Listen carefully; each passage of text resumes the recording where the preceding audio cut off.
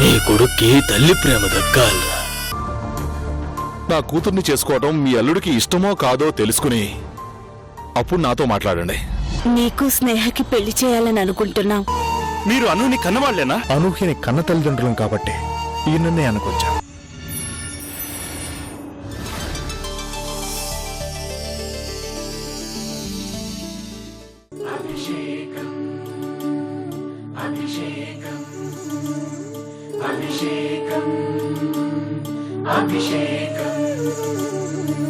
తూరుపు పొడిచిన కిరణాలకు సంధ్యారాగమే అభిషేకం. పడమర విడిచిన సూర్యుడుకు చంద్రుని రాకే అభిషేకం. తూరుపు పొడిచిన కిరణాలకు సంధ్యారాగమే అభిషేకం. పడమర విడిచిన సూర్యుడుకు చంద్రుని రాకే అభిషేకం.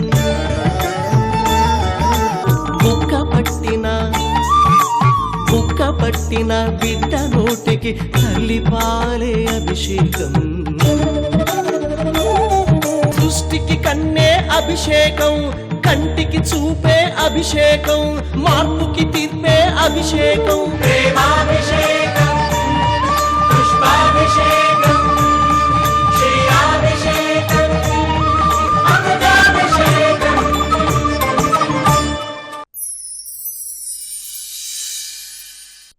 బావలాంటి మంచి వ్యక్తితో గొడవ పడేలా చేశావని నన్ను తిట్టిపోసేది. నీకే చిన్న కష్టం రానివ్వను అని చెప్పేది. అయితే మరి నీకింత కష్టం వస్తే తను ఊరుకుంటుందా? నీకోసం కాకపోయినా కనీసం ఆ పిల్లవాడికి అమ్మ ప్రేమను పంచడానికైనా స్నేహతో నీ పెళ్లి జరగాలి. జరగదు.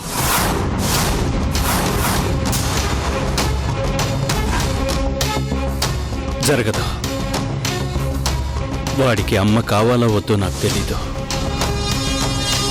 ఎందుకంటే నేను తల్లి ప్రేమకు దూరంగానే బతికాను. వాడు నాలాగే అలాగే బతుకుతాడు. నాకు అనుజ్ఞాపకాలు చాలు. నేను ఇలాగే ఉంటాను, వాడు నాలాగే ఉంటాడు. కమల్, నేనెందుకు చెప్తున్నానో అర్థం చేసుకో. రేపు మావయ్య ప్లీజ్, మీరంటే నాకు చాలా అభిమానం. ఆ అభిమానం అలాగే ఉండాలంటే ఈ విషయం ఇంతటితో ఆపేద్దాం.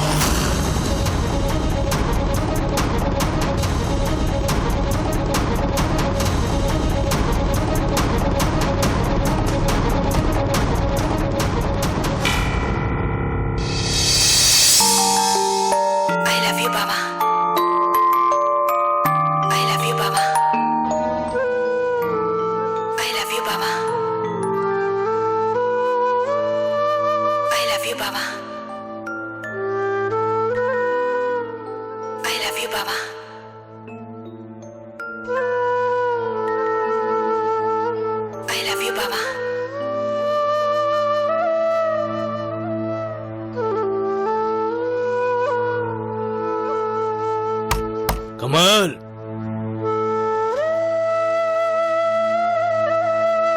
కమల్, కమల్ తలుపు తీరా. కమల్, కమల్ నా మాట వినరా. రేయ్ బాబు, తలుపు తీరా. ఒక్కసారి బయటికి రారా. కమల్, వచ్చి ఏదైనా కాస్త తినరా. నాన్నా,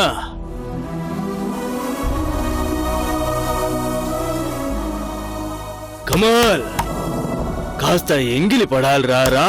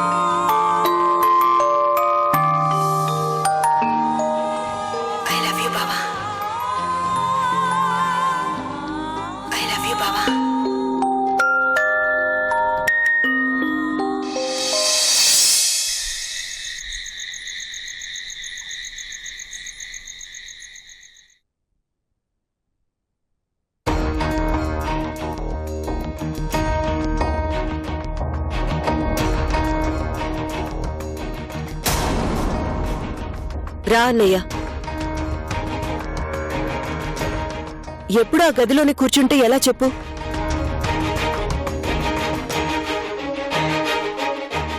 రా కూర్చో. దారా దా బాబు, రా కూర్చో. ఇదిగో ఇది ఇంకూర్చోవి. బాగా తిన్నా. నువ్వు కూర్చోమ్మా, నేను వేసుకుంటానులే, నువ్వు కూర్చో. రే కమల్, ఇలా మనం అందరం కలిసి తిని ఎంత కాలం అయిందిరా?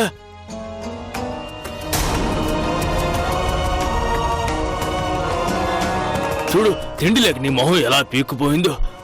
కూర్చోమ్మా, నువ్వు తినరా, తిను తిను. ఎంత ఆకలిగా ఉందో ఏమిటో, తినరా, తొందరగా తిను.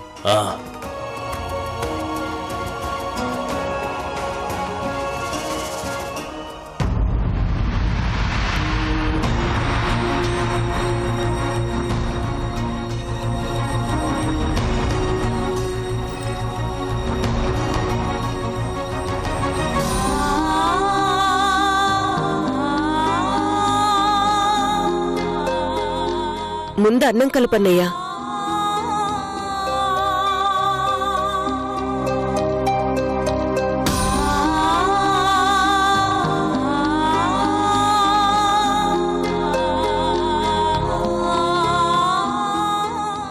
తినన్నయ్యా.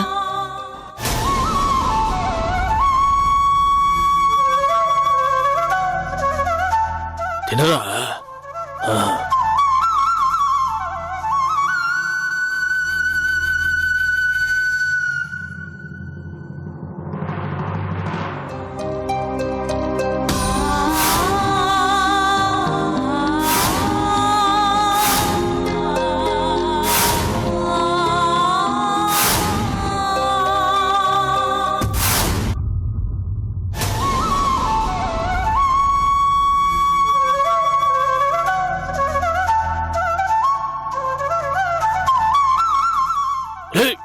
కమల్, ఏమిట్రా ఇది? రే రే బాబు, అన్నయ్య, అన్నం నువ్వు చాలా లేవకూడదురా. రే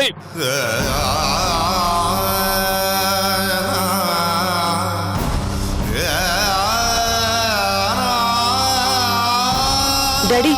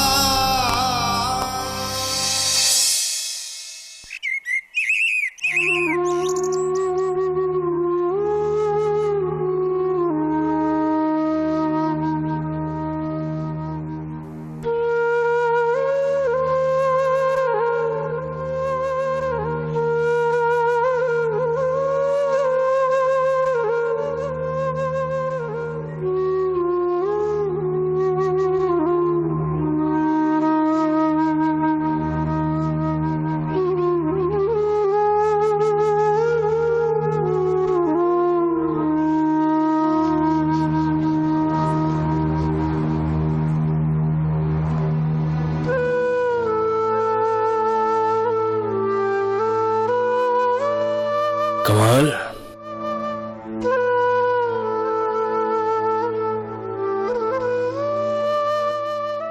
కమల్, ఎంతకాలం అని ఇలా ఉంటావురా? రే, ఈ జ్ఞాపకాలనేవి బోర్డు మీద మనం రాసుకునే అక్షరాలు లాంటివిరా. వాటిని చెరిపేయాలి. చెరపలేదనుకో, ఎంతకాలమైనా అవి అలాగే ఉంటాయి.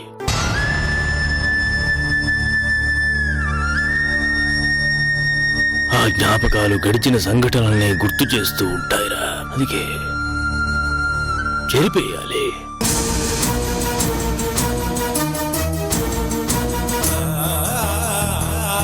అలా చూడకురా కమల్. రే, నారాయణరావు గారు ఫోన్ చేశారు. నిన్ను మళ్ళీ ఆఫీస్కి రమ్మన్నారా? నువ్వు వెళ్ళు. ఎందుకంటే నువ్వు వెళ్ళావనుకో కాస్త మార్పు ఉంటుందిరా, మార్పు ఉంటుంది.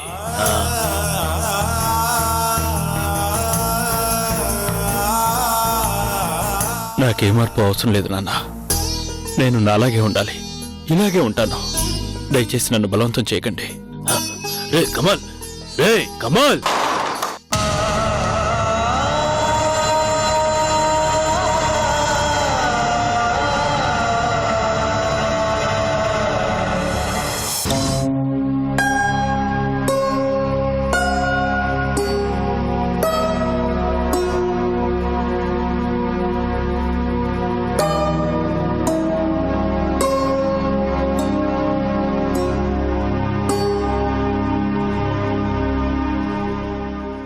ఏంటమ్మా, బాబు నిద్రపోతున్నాడా?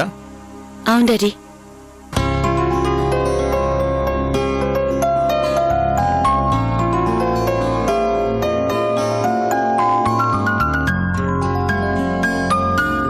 అమ్మా స్నేహ. అంకుల్ రండి రండి.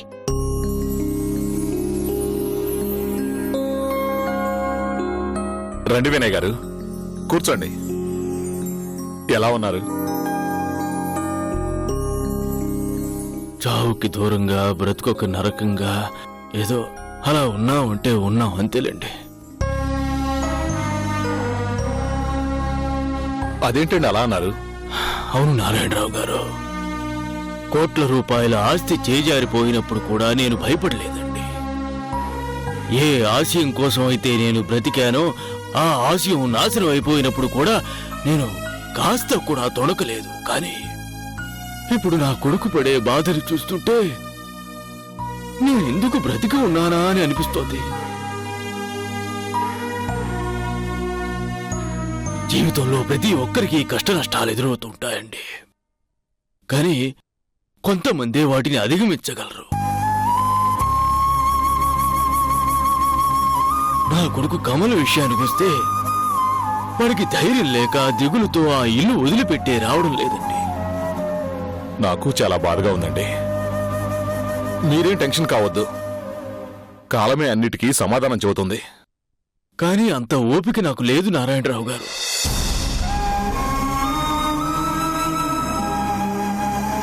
ఇదిగోండి నా మనవడిని ఇలా చూస్తుంటే నా మనసుకు చాలా హాయిగా ఉందండి.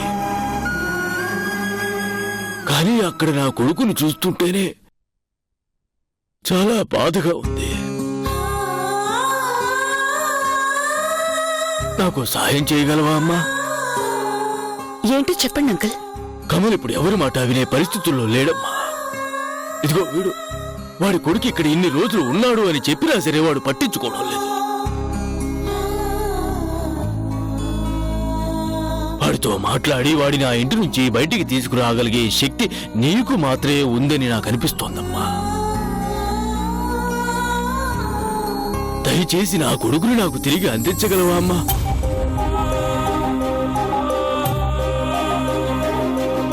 చూడమ్మా, నువ్వంటే వాడికి అభిమానం ఉంది. మీ నాన్నగారంటే వాడికి ఎనలేని గౌరవం ఉంది. నువ్వు చెబితే మాత్రమే వాడు మారుతాడు అనే నమ్మకం నాకు ఉంది. అంటే ఏంటండి మీరనేది? మొన్న అనూహ్య తల్లిదండ్రులు వచ్చి కమల్ని పెళ్లి చేసుకోమని అడిగారు.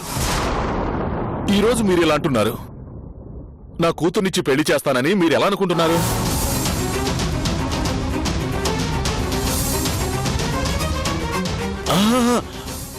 నారాయణరావు గారు, నా ఉద్దేశం పెళ్లి చేయమని కాదండి. స్నేహ చెప్తే వింటాడు అని. అదే ఎలా వింటాడు? అదేమిటండి నారాయణరావు గారు అలా అంటారు? నోరు లేని పసివాడు వీడు మారగాలేనిది కమల్ మారడా అండి? చూడండి వినయ్ గారు, మీ ఉద్దేశం ఏదైనా నా కూతుర్ని మీ ఇంటికి పంపిస్తే లోకం ఒకే ఉద్దేశంతో ఆలోచిస్తుంది.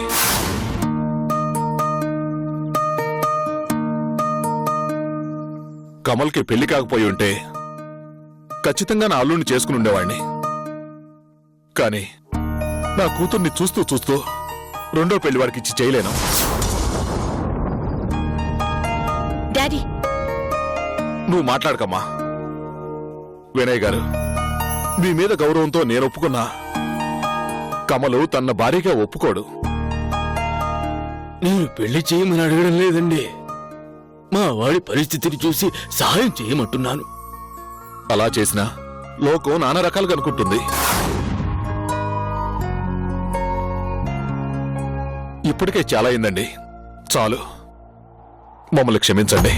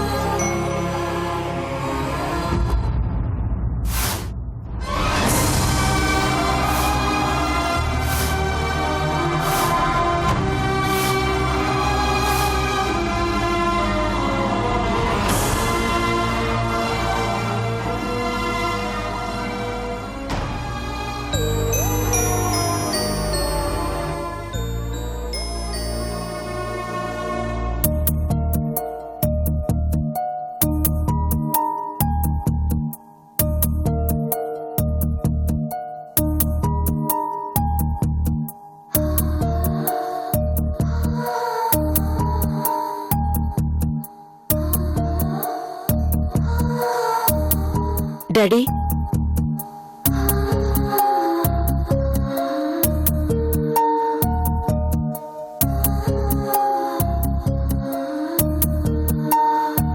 ఏంటి డాడీ అలా ఉన్నారు? ఏం లేదమ్మా. పర్వాలేదు డాడీ, ఏం జరిగిందో చెప్పండి.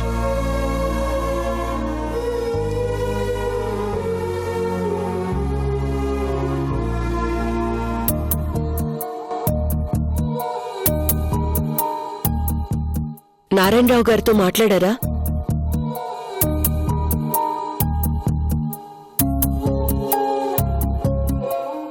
మాట్లాడానమ్మా. ఏమన్నారు?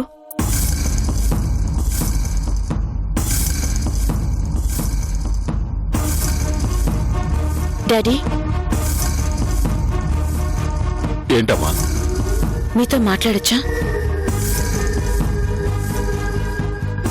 కమల విషయం తప్ప ఏదైనా మాట్లాడొచ్చు. ఎందుకు డాడీ? ఎందుకో నాకంటే నీకే బాగా తెలుసు. అతని గురించి ఆలోచించడం, సమాధానం లేని ప్రశ్న గురించి పాకులాడటమే అవుతుంది. అందుకే అలాంటి ప్రశ్నల్ని ఛాయిస్లో వదిలేయటమే బెటరు. ఆయన చెప్పిన దాంట్లో కూడా నిజమే ఉందమ్మా. అంటే ఏ సంబంధం లేకుండా స్నేహం మన ఇంటికి ఎందుకు రావాలి, వచ్చిన కమల్ని మార్చడానికి ఎందుకు ప్రయత్నించాలి? ఒకవేళ ఆ అమ్మాయి ప్రయత్నించినా ఆ అమ్మాయి మాట విని మన కమల్ ఎందుకమ్మా మారాలి?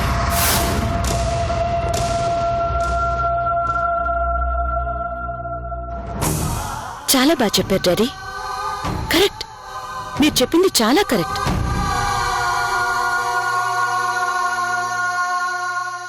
సమాధానం లేని ప్రశ్నల్ని చాయిస్లో వదిలేయాలి.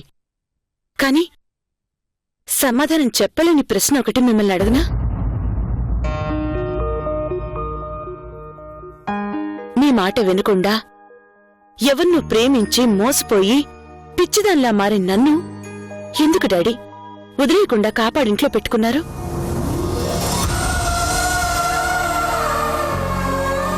అప్పుడు నేను సమాధానం దొరకని ప్రశ్ననే కదా. నాకు పిచ్చి తగ్గుతుందో లేదో తెలీదు, చస్తానో బ్రతుకుతానో కూడా తెలీదు. మరెందుకు నాకోసం అంత కష్టపడ్డారు చెప్పండి? ఎందుకంటే నువ్వు నా కన్నబిడ్డవమ్మా. నిన్ను కాపాడుకోవటం నా ధర్మం. అదే ధర్మం వినయాంకులకు కూడా ఉంటుంది కదా డాడీ. ఇవి మీ మాటలా లేదా ఆయన అన్న మాటలా?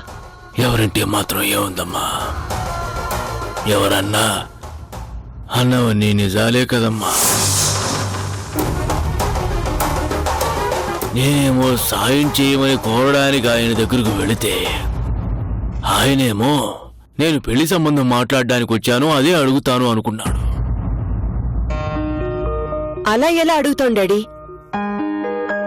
కమలన్ని పరిస్థితి తెలిసి కూడా అలా ఎలా అడుగుతాం?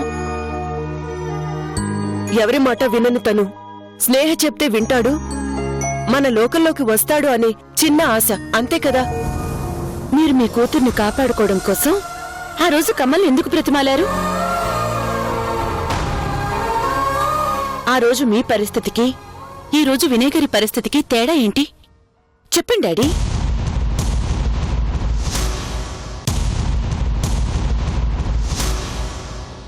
నువ్వు వితండవాదం చేస్తున్నావు స్నేహ. సమాధానం చెప్పలేనప్పుడే డాడీ వితండవాదంతో తప్పించుకుంటారు. ఆ రోజు నేను కమల్ మాట మాత్రమే వింటాను కాబట్టి తనని బ్రతిమాలారు. ఈరోజు అదే ఆశతో వినయ్ అంకుల్ వస్తే కాదు పొమ్మన్నారు. ఇదెక్కడ న్యాయం డాడీ? అంతేనమ్మా, కానీ సత్యాప్రీతి వాళ్ళు వెళ్లి పెళ్లి సంబంధం గురించి మాట్లాడారు కదా, అదే ఆయన కాస్త ఇబ్బందిగా ఉన్నట్టుంది. సరే, ఆయన మాటల్లో కూడా నిజమే ఉందమ్మా.